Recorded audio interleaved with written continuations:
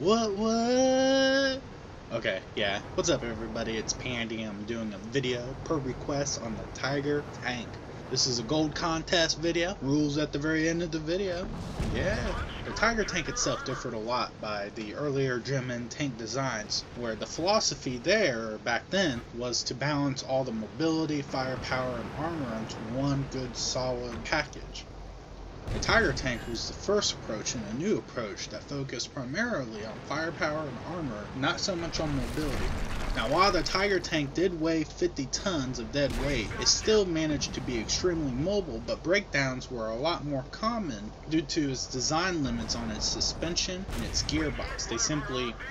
They simply haven't come out with better or newer suspensions or gearboxes, which, obviously led to breakdowns. Overall work started on the Tiger tank in 1937 when the development of the VK3001H began. Combat experience with the superior French tanks during the Battle of France showed that Germany needed better armored fighting vehicles when going up against superior opponents. During the Battle of France, superior tactics have obviously overcame the superior French armor, but nevertheless the Germans did take notice. These notices were put into the designs of the VK3601 and the VK4502H's, H's on the both of them, in 1941. The 3601H was discontinued in favor of the 4502H version. During the invasion of the Soviet Union, the Germans have pretty much found out that their guns on their armored fighting vehicles, their guns were completely useless against the Red Army's armor. The only thing that they actually found that really worked really well was the 88mm anti-aircraft gun. And therefore, a lot of the tanks like the VK4502H was rushed into service during their prototype stages. Thus, this became the Tiger tank. The Tiger tank in World of Tanks is odd. It really is. It's really odd. And it sucks at the stock version. It simply is crappy. It doesn't really match up to anything that is a tier 7. Nothing. Its gun was crappy. Its turret was junk. I mean, the turret was worse than what was on the tier 6 German Heavy, which is VK3601. But once you get to the upgraded turret or the production turret, things get a little better, but not by much. And once you get that long 88mm, that's when you can truly feel that this is a decent tank.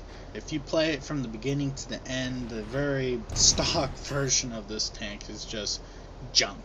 The armor on this tank, even though it's supposed to be a lot more thicker, it's not sloped at all, which is truly its pitfall and disadvantage when it comes to fighting other tanks. What I usually do is I would slope the tank or put it into an angle against the vehicles I'm fighting so that when the round comes in at my frontal, there's at least some kind of angle for a possible deflection. But again, this would expose your side armor from time to time or most of the time, and it's not really a valuable tactic or a useful tactic unless you're going up against some really weak tanks that just happen to be penetrating your front. The absence of the slope armor is just what really kills this tank, and its frontal is and will be truly outmatched by any other tier 7 tanks. Its real advantage, on the other hand, is that its 88mm gun is actually pretty accurate. It'll penetrate a lot of stuff, and it does semi-decent, okay damage. Not the greatest, but it gets the job done, especially because it's about 8 to 9 rounds a minute. It does truly get the job done. However, its low damage, high penetration is pretty much what an 88 does. And the lower end guns, the short 88 and the 75 that comes with it, just simply do not match up against any other tanks or tier 7 armor. The mobility of this tank is manageable, and it does compare to the heavy tanks of comparable tier. So I don't really have much to say about the mobility. The mobility is good. A to B. Can't complain about that. Overall, I think this tank is junk. It's kind of fun to play with, it's good to mess around with, especially if you're trying to get to your King Tiger. That's where the real fun is at. The gun itself is more than capable of whipping ass, taking names, and one-shooting A-20s. Its armor is what is truly more disappointing about this tank, and it's not Wargaming's fault designing the Tiger tank to be crappy. If you look back at the German military back in World War II, you can tell that this design was truly and just fucked up. It was rushed into service without any real research being placed into slope armor. When it comes to modules, the need to have a liner on this is more than needed, because it will give you that extra 15% on your front if someone decides to shoot high explosive rounds at you. But if you really look at the Tiger tank, you can tell that it was outdated when it was put into service, and the lack of slope armor is what truly makes the difference. It is.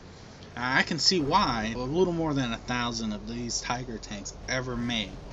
And also, just keep this in mind, there's more surviving King Tiger tanks than there is Tiger tanks.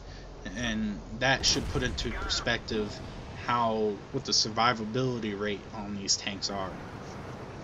Now this is a gold contest video, god darn it. Or god damn it, or motherfuckers, you guys want free gold, right? Yeah. Free gold. It's a gold contest video. The drawing's going to happen on August 21st, 2 weeks time from now, for what would be 3K in gold for the North American server, or 2.5K gold for the Russian or European Union servers. The rules are simple.